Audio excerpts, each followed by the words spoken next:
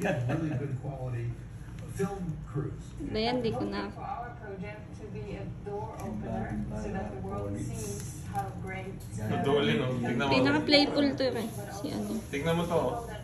Naikot. Speaking of movies, mga short Ang films galing naman naikot ang ng bida isa. sa The Manila Film Festival Yan na. 2024. May 8 pelikula na lalahok sa kompetisyon. Buyari. Hoy, Lunok. Gurang ka na. Ayan na. Kaya sa mga bata. Nabuhol, nabuhol. Ito ang mga ano, abangers oh.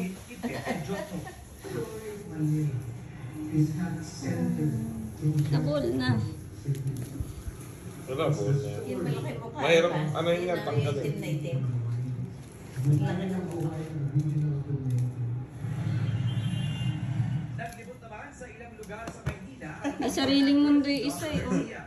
Mula sa mga pangalanan sa university. Oh, yung taas. Ang lakas lumutag nila. Saka mabilis yung kamay niya eh, no? Parang ligay ng fruitcake. Hanggang sa Laguna Park. Uy, Matalas ang mata. uy, uy, uy, exhibition. The fruitcake. Masaya to.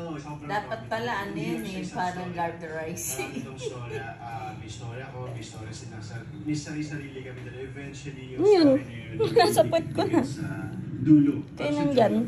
Pero sa tunay na buhay, paano naman niya napapanatili Ayun po. ang magandang pagkakaibigan sa mga kabarkada at ex? Wala, nahuli na, nahuli. Kasi pantay-pantay ako sa barkada ko. Galing mo ng kulay eh. At Ano yan? Fishing? Cutting? respeto lahat. Diba? Cutting. Parang hindi sila yung matampuin. Favorite nyo dyan? So, may dumede, no?